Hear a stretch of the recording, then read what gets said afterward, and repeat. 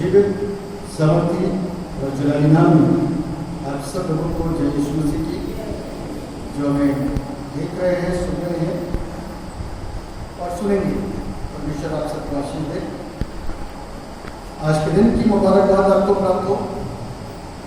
हम लोग खुशियों के समय में मुबारकबाद देते हैं, त्योहारों पर या शुभ अवसरों पर, शादी की सालगिरह, जन्मदिन पर, नौकरी लग जाने पर, सैलरी मिल जाने पर, सफलता मिल जाने पर, पास हो जाने पर, बीमारी से बाहर आ जाने पर, वगैरह वगैरह। लेकिन हमारे लिए रविवार का दिन किसी पर्व से, किसी खुशी से, किसी आनंद से कम नहीं।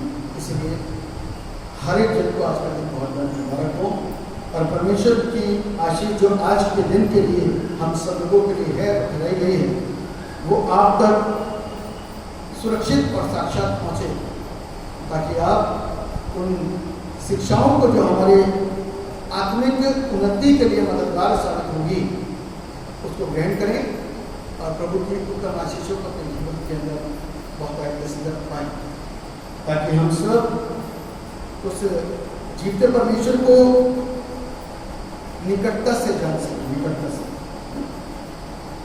हवा में नहीं, निकटता से। आपके मुंह से मैं ये बात कहना शुरू कि पादरी साहब, हमने तो बाइबल पढ़नी शुरू कर दी, किताब पढ़नी शुरू कर दी। You always say I started book reading. This is not just book, this is the good news. ये जैसे किताब नहीं है, इसको आप एक आम साधारण किताब बोलना शुरू कर देते हैं। बहुतों के मुझ से मैं सुना कि पास्टर जी, फादर जी, हम किताब भी पढ़ रहे हैं, क्योंकि दुष्ट आत्मा को परेशान कर।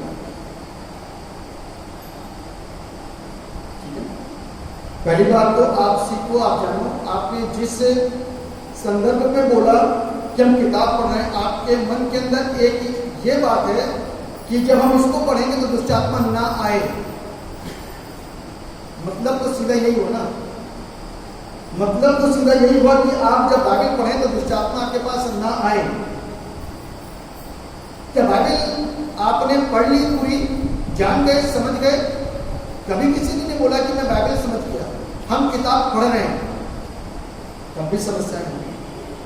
4 महीने हो गए, 5 महीने हो गए, 2 साल हो गए, 3 साल, फिर भी दुष्ट आत्मा परेशान कर रही। लोगों के ये क्वेश्चन होते हैं। बाइबल सिर्फ परमेश्वर का कलाम हमसे सिर्फ ये नहीं कहता कि तुम बाइबल पढ़ो और दुआ करो तो सारी चीजें सही हो जाएंगी। प्रभु का कलाम हमको इस बात को सिखाता है, इंगित करता है, समझाता है कि अपने जीवन को बदलो। Now you are new creation, नई सृष्टि हो। बाइबल पढ़ने के बाद में मुंह से गालियां यदि निकलती रहेंगी, चोरी की भावना बनी रहेगी, छल की भावना बनी रहेगी, लड़ाई झगड़े की भावना बनी रहेगी, द्वेष भावना बनी रहेगी, नफरतों की भावना बनी रहेगी, तो क्या दुष्ट आत्मा जिसके सहारे से वो आपके शरीर के अंदर घुसी हुई है, वो निकल पाएगी? आदत और स्वभाव को बदलना चाहते नहीं है और बड़ी खूबसूरती के साथ बोलते हैं किताब हमने पढ़ ली और पढ़ रहे हैं। यदि आपने किताब, जिसको आप किताब कह रहे हो, यदि पढ़ ली होती तो आदतें बदल चुकी होती, आप नई सृष्टि बन चुकी होती। नई सृष्टि का मतलब समझ गए ना? जो बुरी सृष्टि है वो अच्छी सृष्टि में तब्दील हो जाती, क्योंकि ये हमको सिर्फ अच्छी बातें सिखाती है। खुदा का कलाम जो है ना, 66 पुस्तकों का एक संग्रह है। ये 11 पुस्तकों का संग्रह है, 66 पुस्तकों का संग्रह है और 66 किताबें मिलकर के एक लाइब्रेरी बनती है। कभी भी जानकारी को आप प्राप्त कर सकते हैं कहीं पर भी। 66 पुस्तकें यदि हैं तो उसको लाइब्रेरी बोला जाता है। दिस इज लाइब्रेरी, एक ऐसी पुस्तक जहां पर आपको संपूर्ण ज्ञान मिलता है। लाइब्रेरी वो कहलाती है जहां पर आपको संपूर्ण नॉलेज मिलती है, हर विषयों पर, हर टॉपिक पर, हर मुद्दों पर, हर चीजों पर। और बाइबल वो पुस्तक है जिसमें हर एक चीज का ज्ञान है, समझने वाला समझे और सुनने वाला ध्यान से सुने, और ज्ञान अर्जित करने वाला इस ज्ञान की बातों को ध्यानपूर्वक अपने जीवन के अंदर ग्रहण करे, तब हम आशीषित होंगे। इससे पहले कि हम लोग परमेश्वर के वचन में आगे बढ़े कि जो शिक्षा आज के दिन की है उसको ग्रहण करें, मैं हिस्सों की पुनरावृत्ति करूंगा जो आरंभ में पढ़े गए थे। पहला हिस्सा था पहला राजा, उसका 19 अध्याय, उसके 19 पद से लेकर के 21 पद तक।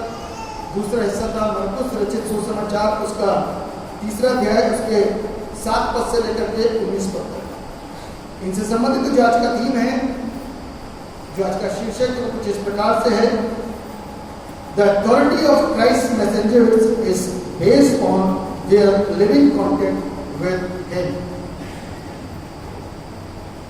प्रभु यीशु के संदेशवाहकों के अधिकार का आधार, फिर से रिपीट कर रहा हूं, प्रभु यीशु के संदेशवाहकों के अधिकार का आधार प्रभु यीशु के साथ उनका जीवित और निकट संबंध है।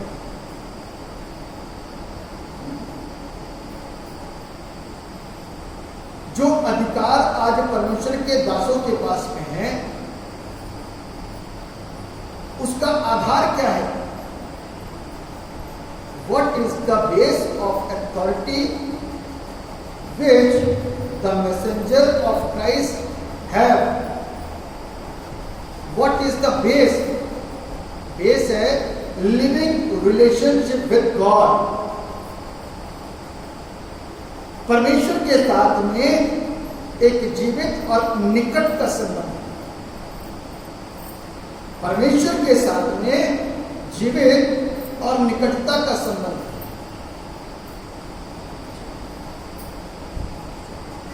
Then we will get the authority, then through authority we got power of Holy Spirit.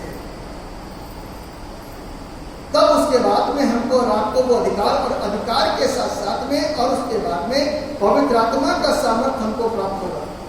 आसान नहीं है। इस विषय के ऊपर आज हम बात करने जा रहे हैं और इस विषय के ऊपर हम ज्ञान को अर्जित करेंगे। आइए दुआ करें। जीवित और समर्थी पिता परमेश्वर, हम आपके नाम की स्तुति और आपकी तारीफ और आपकी प्रशंसा करते हैं, इस बात को लेकर के कि आपने अब तक हमको संभाला और जीवित रखा और अपने भवन में लेकर के आए ताकि आपकी स्तुति और आपकी प्रशंसा करें। ना सिर्फ गीतों और आराधना को करके, परंतु वचन के द्वारा मिलने वाली वो डोज, वो खुराक, वो जीवन का जल, वो जीवन की रोटी दी जाए, जिससे कि इंसान के हृदय पटल पर, मन मस्तिष्क पर इसका प्रभाव बने और वो उतरते हुए हृदय की अंदरूनी तलछटियों तक इसका ज्ञान उतर सके, ताकि वो ज्ञान जो अभी तक 4 साल, 5 साल, 10 साल, 50 साल में नहीं मिल पाया, आज वो अधूरापन मिट जाए और हम सत्य को साफ साफ देख सकें, सुन सकें, जान सकें, अनुभव कर सकें और पीछे चलने का प्रॉमिस और वायदा कर सकें। जो ज्ञान अभी तक प्राप्त नहीं हुआ वो आज हमको प्राप्त हो सके। आप बड़ी बरकत दीजिए, बड़ी आशीष दीजिए। यीशु अपनी जिंदगियों को आपके हाथों में सौंपते हैं, अपने आप को आपके हाथों में सौंपते हैं। इस दुआ को उद्धार करने वाले एकमात्र जीवित और समर्थी प्रभु यीशु नासरी के नाम में करके मांग लेते हैं। जैसे सुनिए और कबूल कीजिए। आमीन।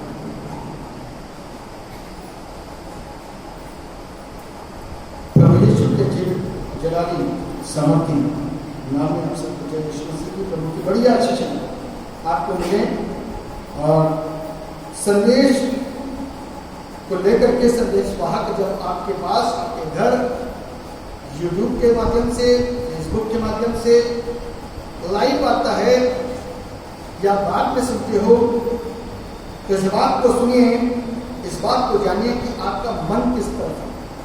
चेक करो, तराजू में चेक करते हैं हर एक चीज को। सब्जी लेकर के आते हो तराजू में चेक करते हो, कबाड़ बेचते हो तो तराजू में चेक करते हो, अपने आप को चेक करते हो तो भी तराजू में चेक करते हो कि हमारा भार कितना है। अब अपने आप को कुछ चीजों को रख करके तौलना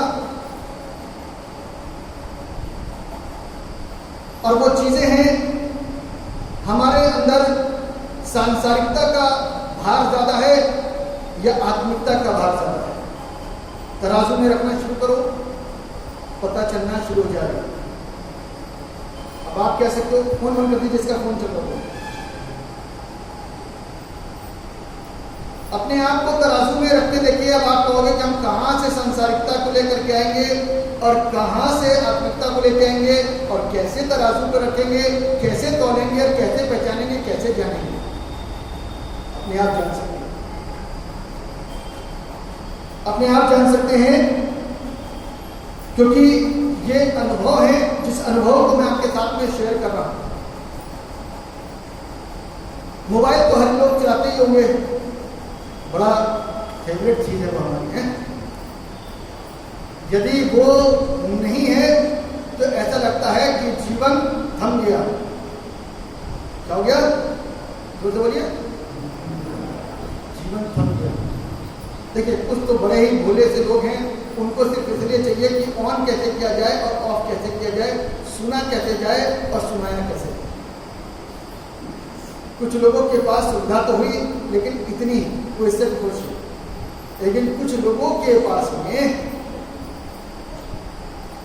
ये इनकी वो जरूरत है, यदि वो उनके पास नहीं हुआ तो जहां जहां वो अपनी बातों को शेयर करना चाह रहे हैं, जहां जहां वो अपने आप को दिखाना मांग रहे हैं, वो दिखा नहीं सकते।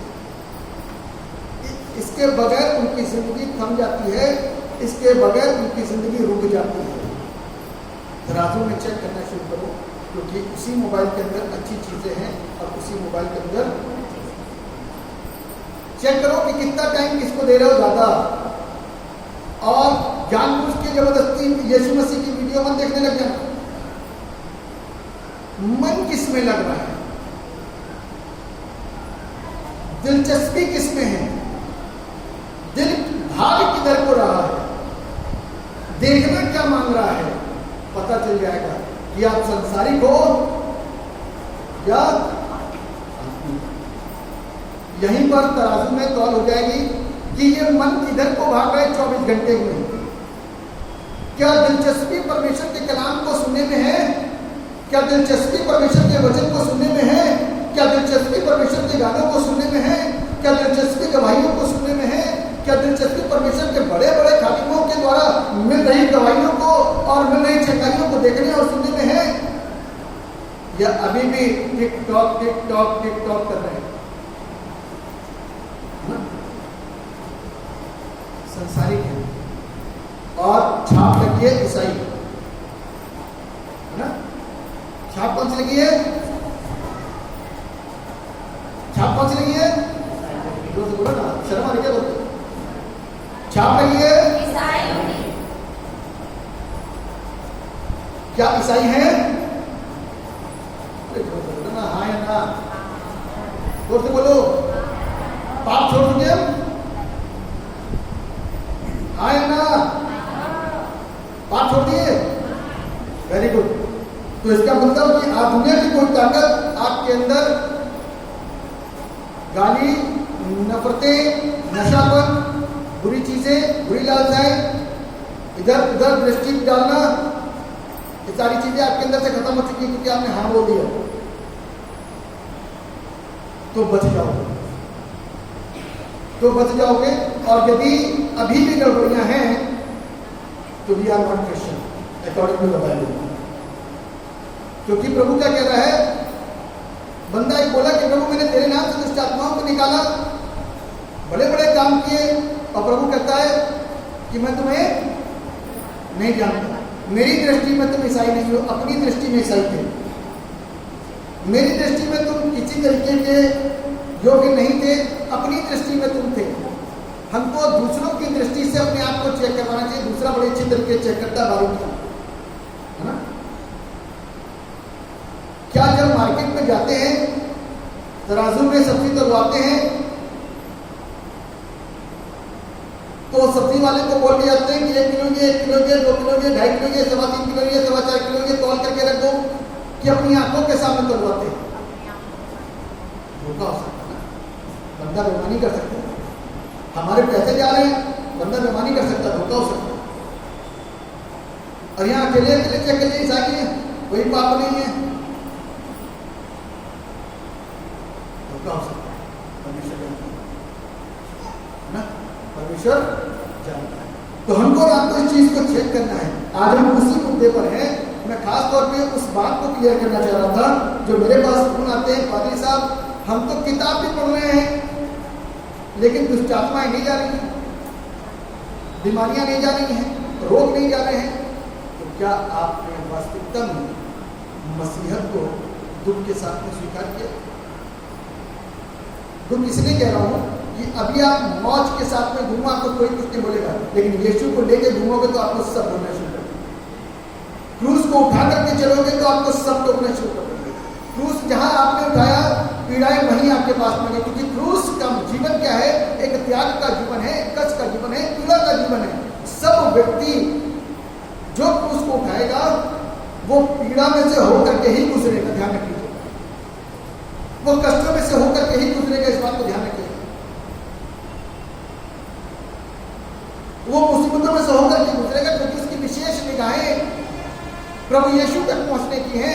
और प्रभु यीशु मसीह की विशेष निगाह उस व्यक्ति के ऊपर है कि मैं चाहता हूं कि अब ये बंदा खरा निकले तो थोड़ी सी इसकी टेस्टिंग हो जाए। और वहीं पर शैतान की निगाहें आपके ऊपर है, यदि ये बंदा पक्का हो गया तो ये कितनों को प्रभु में ले आएगा, इसलिए इसको मारने की कोशिश करो।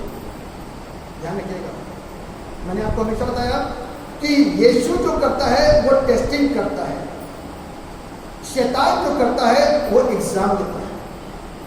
एक ही बार में झटका देगा, वो फेल तो फेल, लेकिन यूनिट टेस्ट के अंदर जो एक बार फेल हो गया या कम नंबर आया तो आपके लिए मौका है। साल में 3 बार यूनिट टेस्ट हो जाते हैं, मौका है, अपने आप को संभाल सकते हैं, कमी क्या है।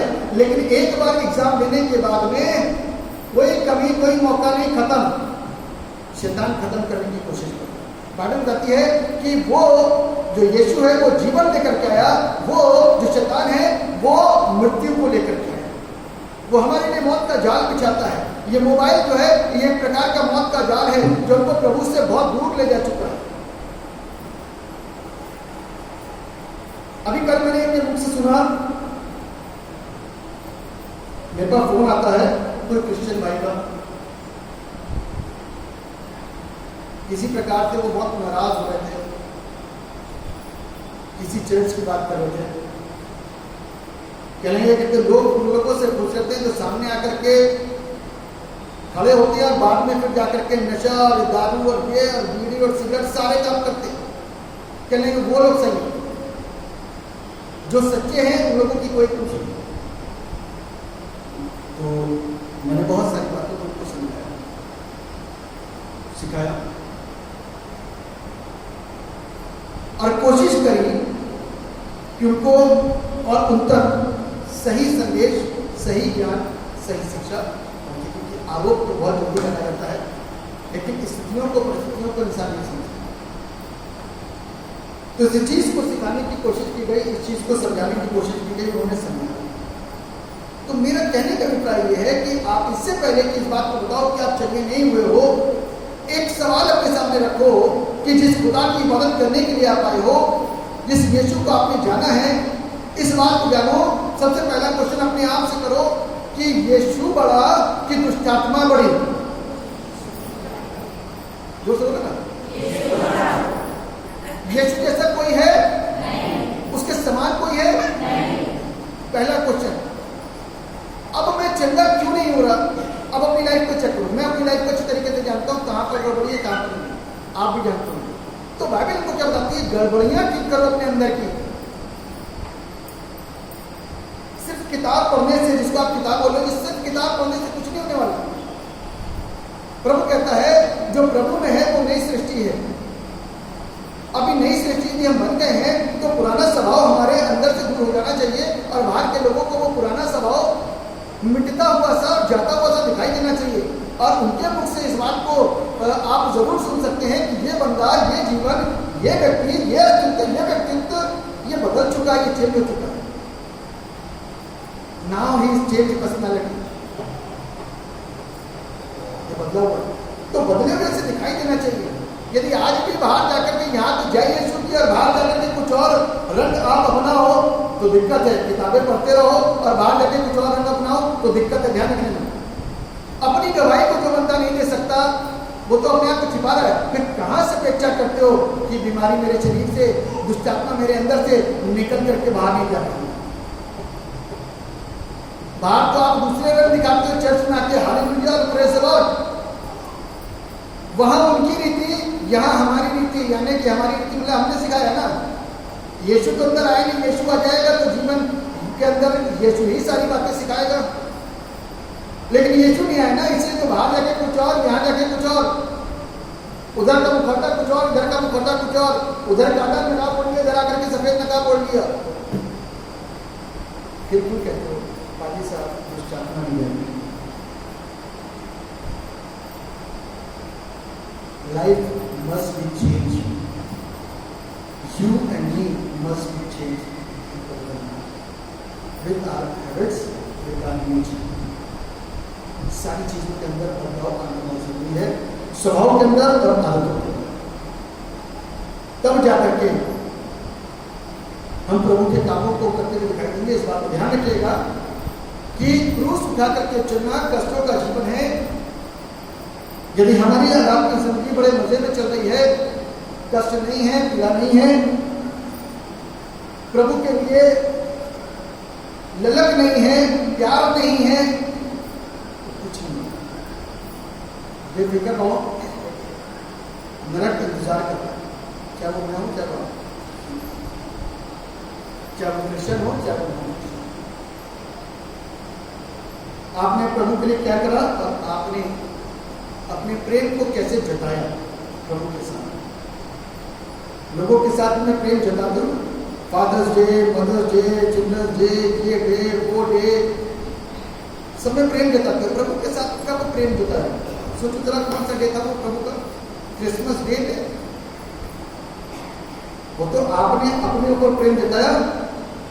नए वस्त्र, नए जूते, नए पकवान, नया घर का सारा सिस्टम, व्हाइट वॉश, सब कुछ अपने लेकर आ। क्रिसमस डे पर, क्रिस्ट जन्म पर आपने स्पेशल प्रभु के भवन के लिए, प्रभु के लिए क्या किया? जिसने जीवन भर आपके लिए करा, आपने उसके लिए क्या किया? जिसने जीवन भर आपके लिए किया, आपने उसके लिए क्या किया? दूसरों के लिए किया, लेकिन प्रभु के लिए।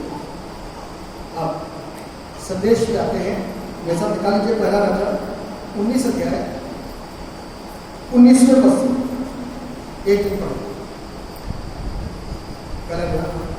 तब वे वहां से चल दिया और शापात का पुत्र एलीशा उसे मिला, जो 12 जोड़ी बैल अपने आगे किए हुए स्वयं बारहवीं के साथ होकर हल जोत रहा था।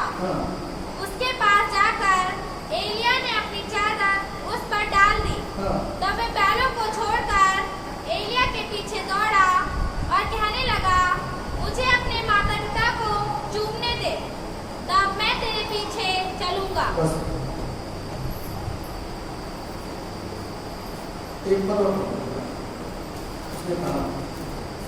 उसने कहा, लौट जा, मैंने तुझसे क्या किया है?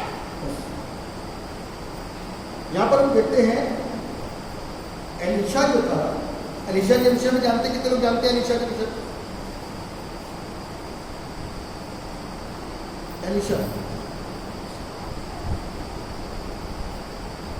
एलीशा के, अरे भाई हाँ बताओ ना, क्रिश्चियन लोग आप कहिए, एलीशा के विषय में कितने लोग जानते हैं? पूछ सकता हूँ किससे भी ध्यान करना, ध्यान से आपका।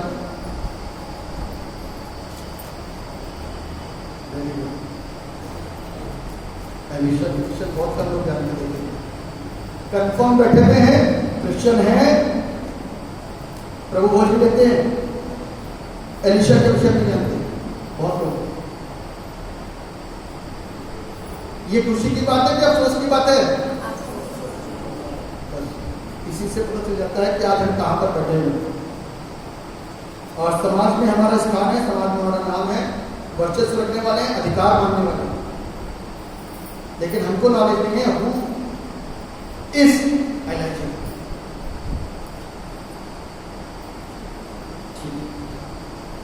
एलिया का दास था ये सेवक, और बाइबल हमको ये बताती है कि जब ये अपनी 12 जोड़ी बैल अपने आगे किए गए स्वयं बालुओं के साथ होकर के हल जोत रहा था, उसके पास जाकर एलिया ने अपनी चादर उस पर डाली। मतलब कि ही वॉज द फार्मर, ये किसान था और क्या कर रहा था, अपने जानवरों को लेकर के हल जोत। किसान प्रवृत्ति के लोग यहाँ पर बैठे होंगे, आप इस बात को समझ सकते हैं कि हल जोतना क्या होता है। ये 12 बैल को लेकर के हल जोता था स्वयं बालक के साथ, ठीक है ना, जबरदस्त तरीके से काम कर रहा था। और एलिया आ गया और एलिया ने अपनी चादर डाली। आते समय एलिया की चादर और जाते समय एलिया की चादर, याद है, याद है ना। एक बार चादर आई एलीशा के ऊपर तो चादर का भूखा हो गया। आते समय एक बार तो जाते समय 2 बार, है ना। समझ में आ रहा है? वही समझ सकता है जिसने बाइबल को पढ़ा, वरना उसके ऊपर से नहीं समझ सकता। जिसने बाइबल पढ़ी है, जिसको एलीशा मालूम है, जिसको एलिया मालूम है, वो ही समझ पाएगा। बाकी आप लोग बैठे रहोगे, सिर्फ मेरे को देखते रहोगे, समझ में कुछ नहीं है। बिल्कुल जी 4 साल से आ रहे, 5 साल से आ रहे। अरे भैया, ये किताब आपने चाचा चौधरी की पुस्तक के समान पढ़ ली है। चाचा चौधरी और साबू जो था बस मस्ती लेते थे, खटाखट पढ़ते रहे, हंसते रहे। ये वो नहीं है भाई, ये जीवन परिवर्तन करने वाली पुस्तक है। सबसे ज्यादा भाषाओं में, सबसे ज्यादा पढ़ी जाने वाली, सबसे ज्यादा बिकने वाली, सेल होने वाली पुस्तक है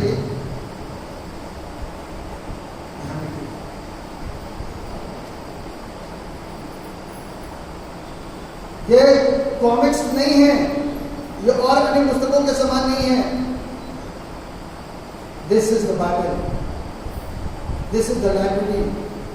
ज्ञान इसके अंदर भरा पड़ा है। पवित्र आत्मा आपको समझाएगा। यदि मांगोगे नहीं तो ऐसे ही पुस्तक समझोगे और पढ़ते चले जाओगे, समझ में कुछ नहीं। इसीलिए मैं आपको बता रही, इसको पढ़िए, इंपॉर्टेंट। तो बाइबल बताती है कि एलिया ने उसके ऊपर अपनी चादर को डाला और वो सब कुछ छोड़ करके क्या करने लगा, उसके पीछे, किसके पीछे, एलिया के पीछे। कौन हो गया, एलीशा। एलिया के पीछे एलीशा हो गया। और लिखा हुआ है, यहाँ पर देखते हैं, यहाँ पर लिखा हुआ है, तब वो बैलों को छोड़कर एलिया के पीछे दौड़ा और कहने लगा, मुझे अपने माता पिता को चूमने दे, तब मैं तेरे पीछे चलूंगा। उसने कहा, एलिया ने कहा, लौट जा, मैंने तुझसे क्या किया। अरे चद्दर थी, सामर्थ थी, जो चद्दर ऊपर से आई वो साधारण नहीं थी, वो अलौकिक थी। उसमें ज्ञान था, उसमें मन परिवर्तन और हृदय परिवर्तन करने वाली सामर्थ और ताकत और कुव्वत और क्षमता, अथॉरिटी थी, साधारण नहीं थी। अचानक से अपने बिजनेस को कोई कैसे छोड़ सकता है, अचानक से किसी का मन कैसे बदल सकता है, अचानक से कोई उसके पीछे कैसे हो सकता है। 3 पॉइंट आपके साथ में शेयर करूंगा। सबसे पहले तो उसका चादर आते ही उसका मन बदल गया। नंबर दूसरा, उसने अपने बिजनेस को छोड़ दिया। नंबर 3, उसके पीछे हो लिया। मन बदलना बहुत जरूरी है।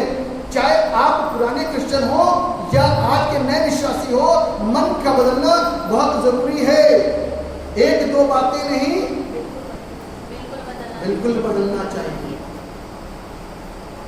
हम और आप आप एक दो बातें बदलना चाहते हैं, और प्रभु हमको कलाम से इस बात को सिखाना चाहते हैं कि हमारे को पूरी रीति से अपने आप को बदलने की जरूरत है।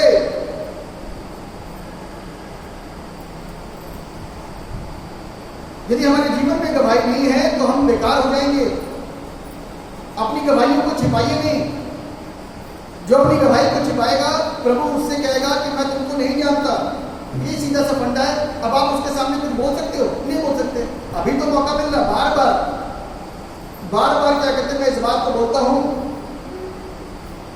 अपने आप को भी और आपको भी, कि हम लोगों को इस बात को सीखना है कि आप खूब अच्छे हो, खूब हंसी मजाक करते हो, ठीक है, लेकिन प्रभु के साथ में आपका रिश्ता, आपका संबंध बहुत अच्छा मधुर होना चाहिए, निकटता का होना चाहिए, दूर का नहीं होना चाहिए, पास का होना चाहिए। दूर का उसको कहते हैं तो सिर्फ संडे में होता है और बाइबल से बहुत दूर है, प्रार्थना से बहुत दूर है।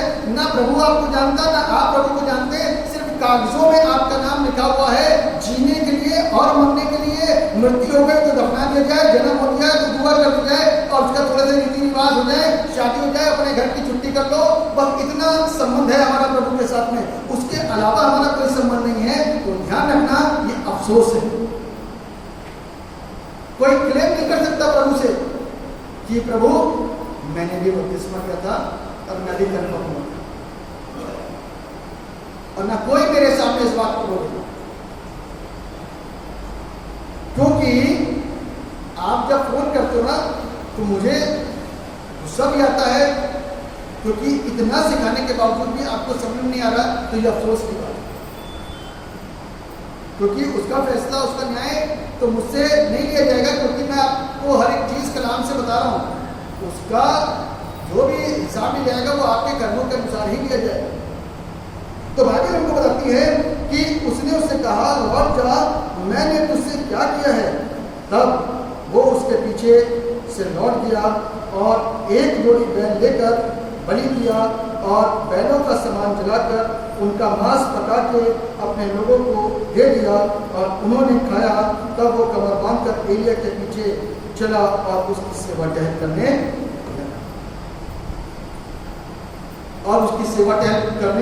लगा। सबसे पहली चीज मन बनाना। आज लोग नौकरी के लिए, शादी के लिए, बहुत सारी चीजों के लिए चलते थे। इसकी चिंता देखो चेंज हो गई। ये अपने सारी चीजों को लेकर के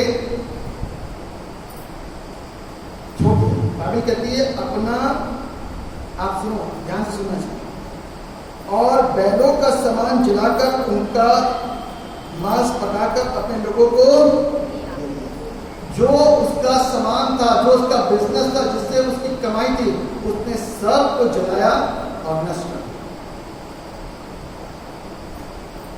यानी कि प्रभु के लिए त्याग देना।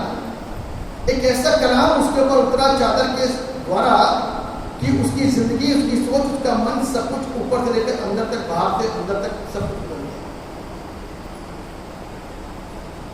और एलीशा अब बदल गया। और एलीशा का बदलाव जीवन की अंतिम सांस तक आप देख सकते हैं। एलीशा के विषय में आप लोग, बहुत सारे लोग जानते हैं जिन्होंने हाथ उठाया। आप लोगों ने इस बात को सुना कि एलीशा जब मर गया था, कब्र में था, तो बाइबल बताती है कि लोग एक शव को लेकर के आ रहे थे। शव उसकी कब्र पर गिर गया और वो जीवित हो गया। वो जीवित हो गया। ऐसी वफादारी, ऐसी सेवा टहल, ऐसी मसीहत, ऐसी सच्चाई एलीशा की।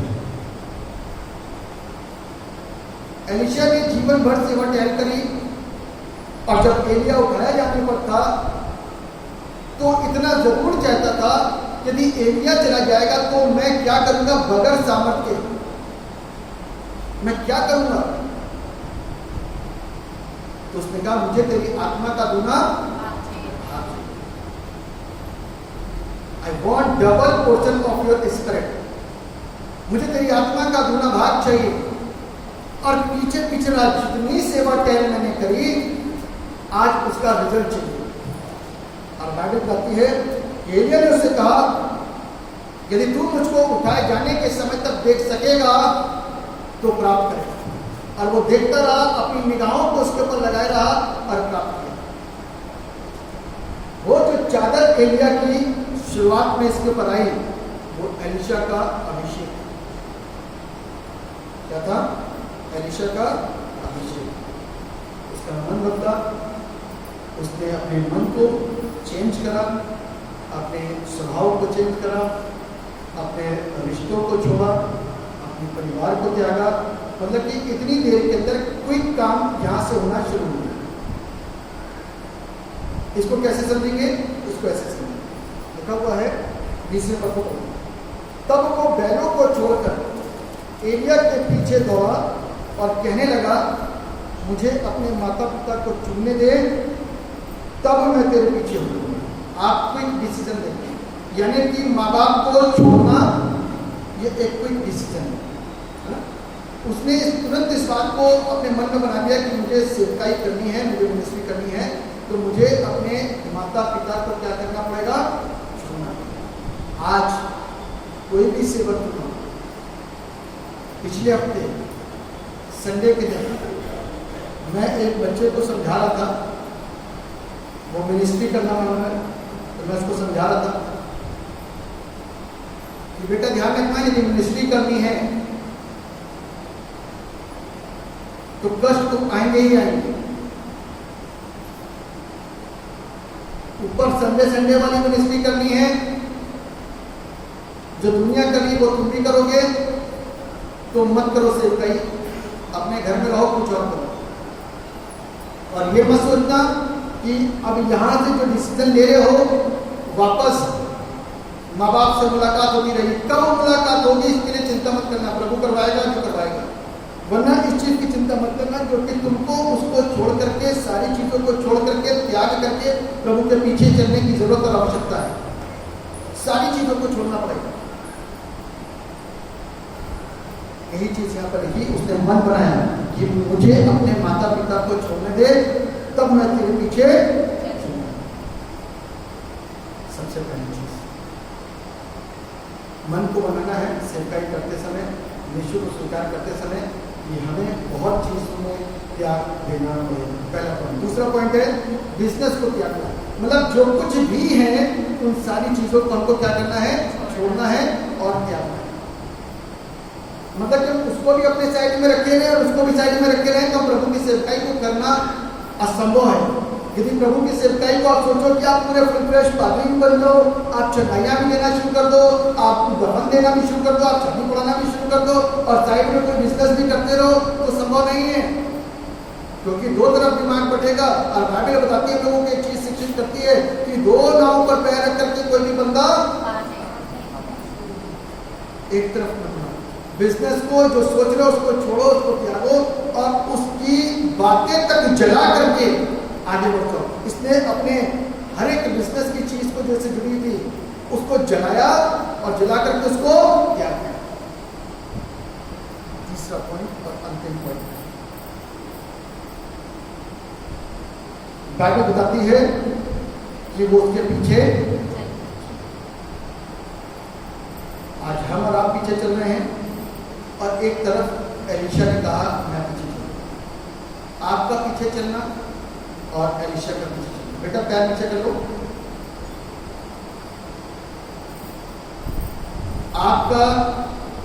आपका प्रभु यीशु के साथ चलना पीछे पीछे और एलीशा का चलना आसमान जमीन का फर्क है। उसका पीछे चलना जीवन के अंत तक सेवा तय करना। हमारा पीछे चलना सिर्फ एकमात्र लगता है कि हमारे मुख्य काम हो जाए। मुख्य आप सोचो ना कि आपकी तरफ से प्रभु के लिए ऐसा कौन सा योगदान हो रहा है। प्रभु के लिए आप ऐसा कौन सा नया आपने कुछ ऐसा करा जिससे कि आपके जीवन से दूसरों को लाभ मिला हो, है ना। लेकिन एलीशा के द्वारा ऐसा हो, एलीशा के द्वारा लोग आशीषित हुए। तो इस बात को क्लेम करना और इस बात को कहना कि हम बहुत प्रभु के साथ में हैं तो मेरा सबसे पहला सवाल मुझे यही होता है कि भैया यदि तुम इतने अपने आप को प्रूव कर रहे हो प्रभु के साथ में, तो आओ जरा मेरे साथ खड़े हो और मेहनत करने दिखाओ। कई लोगों ने मेरे से बोला मेहनत करके दिखाओ। जब आप चर्च के बाद अपने घरों में खाना खा के सो चुके हो और हो सकता है आपके दोबारा उठने का समय आता है, तब तक मैं चर्च में रहता हूं।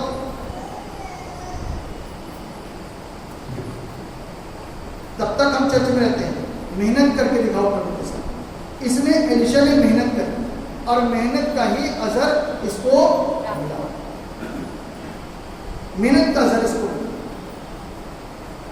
और अंत में भी इसके सामने एक कंडीशन रखी गई और उस कंडीशन में ये अपनी टकटकी को लगाए रहा कि कहीं आंखें बंद ना हो जाए, ओझल ना हो जाए, तो देखते रहो। वो देखता रहा और उसको प्राप्त हो। आज हम और आप यदि प्रभु से प्राप्त करना चाहते हैं तो उसके पीछे ईमानदारी के साथ पीछे अपनी मसीहत को बदनाम न करें, क्योंकि बहुत जगह मसीहत बदनाम हो रही है। हमारे स्वभाव को लेकर के, हमारे व्यवहार को लेकर के, हमारे कामों को लेकर के कहीं प्रॉपर्टियां बिक रही हैं, कहीं कुछ हो रहा है, कहीं कुछ हो रहा है। इससे क्रिश्चियनिटी के ऊपर दाग लग रहा है। ठीक है ना? हम उसमें सम्मिलित ना हो। जो सेवकाई प्रभु ने की है उसको ईमानदारी के साथ। तो यही बाइबल कहती संदेश वाहकों के अधिकार का आधार प्रभु के साथ में निकट संबंध।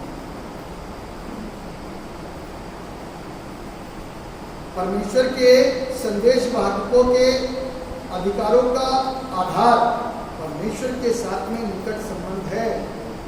जब पतरस, यूहन्ना, बड़े बड़े सेवक, दास जब लोगों को चंगाइयां देते थे, तो ये कैसे देते थे? अथॉरिटी जो उनको मिली है, जो अधिकार उनको मिला है, उसका आधार क्या है? प्रभु के साथ में उनके संबंध बहुत निकट है, जीवित है। इसीलिए प्रभु उनको इस्तेमाल कर रहा है, इसीलिए वो प्रभु के लिए बड़े बड़े कामों को कर पा रहे हैं। वरना वो काम जो और लोग कर रहे हैं, हम और आप क्यों नहीं कर पा रहे? उसका कारण, उसकी वजह यह है कि हम नाम के और वो काम के, उनके संबंध प्रभु के साथ में अच्छे हैं, मजबूत हैं। हमारे साथ संबंध प्रभु के साथ में अच्छे मजबूत नहीं हैं। हम सिर्फ जन्म मृत्यु का लेखा ठेका लेकर के आए हैं, उसके अलावा हमारा कोई मतलब नहीं है चर्च आने से, चर्च की एक्टिविटी में पार्ट लेने से, चर्च के कामों में योगदान देने से। हमने सोचा कि महीने का चंदा हमने पूरा कर दिया तो छुट्टी, अब हमारा काम खत्म। अब पादी साहब हमको कुछ नहीं कहेंगे। पादी साहब क्या कहेंगे?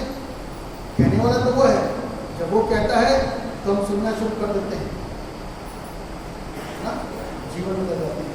तो इसलिए दुआ करें कि वो हमसे कहे ताकि हमारी जिंदगी बदल जाए, क्योंकि आज तक कभी किसी ने पादियों की नहीं सुनी, यीशु मसीह की नहीं सुनी। जब मृत्यु हो गई प्रभु यीशु मसीह की, तब लोग कह रहे थे कि ये वास्तव में जीवते परमेश्वर का पुत्र यीशु है।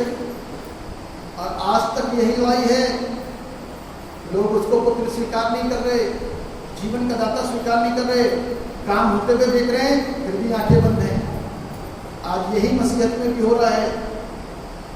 आज उनके अंदर से कोई परिवर्तन दिखाई नहीं देता,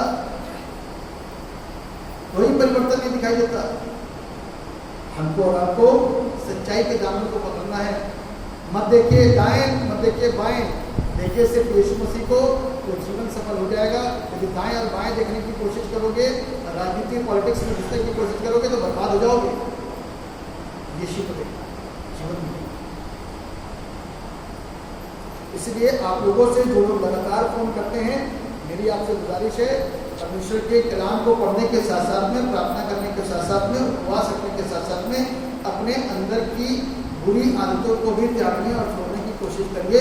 और ये नहीं कि सिर्फ कोशिश ही करिए, छोड़ना ही पड़ेगा तभी लाभ मिलेगा, उससे बड़े लाभ नहीं हो सकते। परमेश्वर आप सब पर और हम सब पर अपनी करुणा, अपनी दया को बनाए और हम सबको आशीषें और बरकतें प्रदान करें। आइए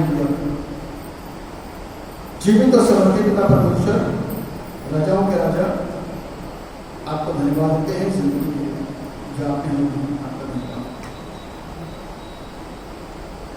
कलाम प्रभु को सिखाता है, जब हमारा अभिषेक हुआ, हमने मन बनाया, अपनी बहुत सारी चीज़ों को जो हम कर सकते थे उसको छोड़ा और त्यागा और उसके पीछे ईमानदारी के साथ चाहिए। आप दया करिए ताकि हम भी उसके पीछे ईमानदारी के साथ चल सकें। सिर्फ का सरल नहीं, आसान नहीं, और किसी कार्य और बिजनेस के साथ में और अन्य तरीके से हम सेवा दे सकते हैं। प्रभु इससे प्रार्थना करें, प्रभु मदद करें। यदि फुल टाइम मिनिस्ट्री करनी है तो और बिजनेस के ऊपर ध्यान देने की जरूरत है। प्रभु आप दया करिए, यहाँ बैठे हुए लोगों के अंदर की हर एक बीमारियों को, तकलीफों को दूर करिए, अंदरूनी चंगाई दीजिए, जिससे कि वो अपने आप को तोड़े तो वो संसारिक हैं या आत्मिक हैं। वेट किसका ज़्यादा है, ज़्यादा समय किसको देता है। आप दया करेंगे तो दया पिता परमेश्वर हम आशीष करें और अपने आप को जांच करना। सब पर दया करिए, बैठे हुए लोगों पर, सुनने वाले लोगों के ऊपर अपनी करुणा को बनाएंगे, जिंदगियों को खूबसूरत बनाएंगे, सत्य के साथ चलने के लिए पिता परमेश्वर उनके फैसले को मजबूत कीजिए और इस चीज़ को मजबूत कीजिए, उनके ब्रेन को मजबूत कीजिए ताकि वो डगमगाए ना, उनका मन डगमगाए ना। वो उस बिजनेस को जो किया करते थे, लाभ था या नुकसान था, अब यदि प्रभु के साथ चलना है तो उन सारे लाभ और नुकसान को छोड़ करके प्रभु के पीछे चल दें, एलीशा के समान। तो आशीष आप दया करिए, सबको बढ़ाइए। चेलों को जब चुना गया तो उन्होंने अपने जीवन के हर एक बिजनेस को जो मछुआरे थे त्याग दिया और यीशु के पीछे। हम भी बहुत सारी चीज़ों को त्याग करके यीशु के पीछे आने की जरूरत है। आप दया करेंगे, हम सब पर यीशु के नाम से